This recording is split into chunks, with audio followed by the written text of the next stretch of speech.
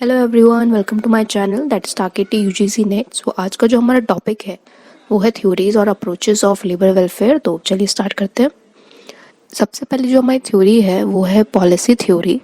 सो ये जो थ्योरी है ये इस बिलीफ पे बेस्ड है कि एक मिनिमम स्टैंडर्ड ऑफ वेलफेयर जो है वो नेसेसरी है वर्कर्स के लिए।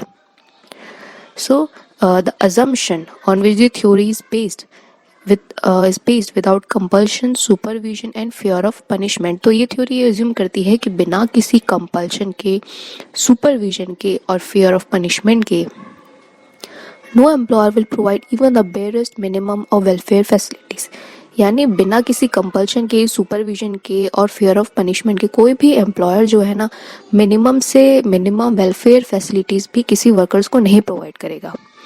और ये थ्योरी फर्दर ये एज्यूम करती है कि मैन जो है वो सेल्फिश है, सेल्फ सेंटर्ड है और हमेशा ट्राई करता है कि वो अचीव करे अपने एड्स, मतलब अपना ही फ़ायदा देखे हर जगह में, even at the cost of welfare of others. जहाँ पे दूसरों का भला होता है वो ना सोचकर वो अपना ही भला सोचता है एक जो इंसान है।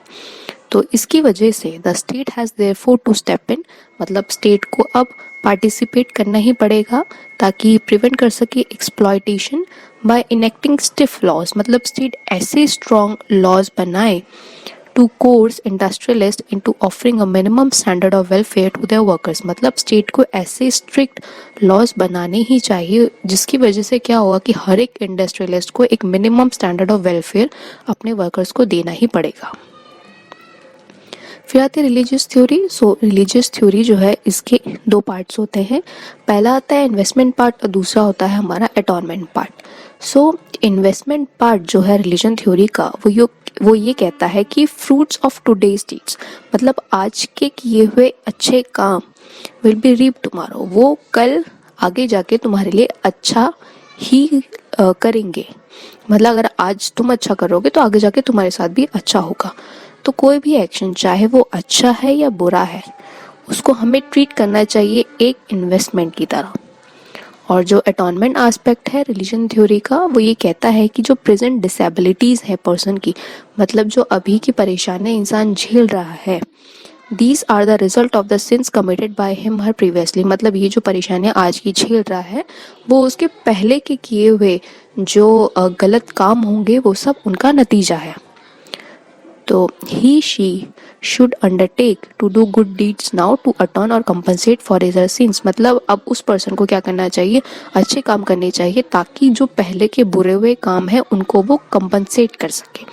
इसलिए अब इंसान को अच्छे काम करने चाहिए, यानी वर्कर्स को अच्छे अच्छे बेनिफिट्स देने चाहिए। फिर आती है हमारे फिलेंथ्रोपिक थ्योरी। सो फिलेंथ्रोपी का मतलब होता है कि अफेक्शन ऑफ मैनकाइंड, यानी इंसानों के प्रति लगाव, उनके बारे में सोचना, उनके बारे में अच्छा काम करना। तो philanthropic theory of labor welfare refers to the provision of good working conditions, creches and canteens out of pity on the part of the employers। मतलब जो एम्प्लॉयर है वो वर्कर्स के लिए अच्छी अच्छी फैसिलिटीज़ प्रोवाइड कर रहा है लेबर वेलफेयर के लिए, जैसे अच्छी वर्किंग कंडीशंस दे रहा है, फीमेल्स के लिए क्रेशेस दे रहा है और कैंटीन्स दे रहा है। आउट ऑफ पिटी मतलब अपनी दया की भावना से वो एम्प्लॉयज़ के लिए अच्छा चाह रहा है और उनको अच्छी अच्छी फैसिलिटीज़ दे रहा है, so that employer can remove the disabilities of the worker, ताकि क्या कर सके वो वर्कर्स के लिए जो परेशानियां हैं उनको सॉल्व कर सके। नेक्स्ट थ्योरी आती है हमारी, वो है ट्रस्टीशिप थ्योरी। सो ये कहती है कि द इंडस्ट्रियलिस्ट और employers hold the total industrial state properties and profits accruing from them in trust for the workman, for himself and for society। ये कहता है कि जो इंडस्ट्रियलिस्ट होते हैं या जो एम्प्लॉयर्स होते हैं वो होल्ड करते हैं टोटल इंडस्ट्रीज को, प्रॉपर्टीज को, प्रॉफिट्स को, सबका हिसाब रखते हैं, ठीक है, and as a form of trust, कि उनके ऊपर एक ट्रस्ट रहता है, वर्कमैन का रहता है और पब्लिक का रहता है, मतलब सोसाइटी का रहता है। तो ये एज्यूम किया जाता है कि जो वर्कर्स हैं वो माइनर्स हैं और they are not able to look after their own interest, मतलब उन्हें अपना इंटरेस्ट क्या है, सही गलत का नहीं पता, और वो काफ़ी इग्नोरेंट होते हैं क्योंकि उन्हें नहीं पता कि क्या सही है क्या नहीं है, क्योंकि उनके पास उतनी एजुकेशन नहीं है। इसीलिए employers therefore have the moral responsibility, इसीलिए जो एम्प्लॉयर्स हैं उनकी ये मॉरल रिस्पॉन्सिबिलिटी बनती है कि वो देखें इंटरेस्ट क्या है वर्कर्स का, मतलब उनके लिए क्या सही है क्या सही नहीं है, ये सब देखने का काम एम्प्लॉयर्स को करना चाहिए।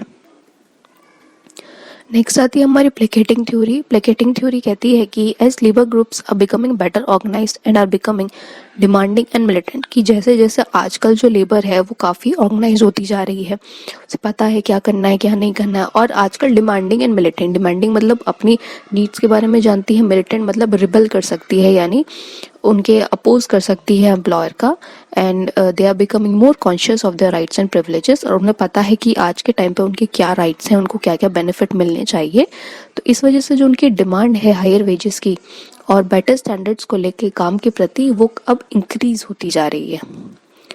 तो प्लेसिंग थ्योरी ये कहती है कि एम्प्लॉयर को क्या करना चाहिए कि टाइमली एंड पीरियोडिकल, मतलब समय समय पर पीरियोडिकल में ऐसे लेबर वेलफेयर के काम करते रहने चाहिए, जिससे क्या होता है कि लेबर भी क्या है, खुश रहे, यानी लेबर को मना के रखे।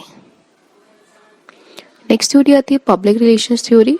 सो ये थ्योरी कहती है कि जो वेलफेयर एक्टिविटीज़ हैं वो एम्प्लॉयर प्रोवाइड करता है ताकि वो अपनी एक गुड इम्प्रेशन, मतलब अपनी एक गुड इमेज बना सके on the minds of workers, workers के माइंड में, एज वेल एज पब्लिक जो आम जनता है उसके माइंड में भी एक अच्छी इमेज बना सके। और यहाँ पे जो मेन फोकस होता है वो पब्लिक के को लेकर ही होता है एम्प्लॉयर का। तो इस वीडियो में इतना ही था। अगर आपको मेरी वीडियो पसंद आई तो please like share and subscribe ज़रूर कीजिएगा। Thank you.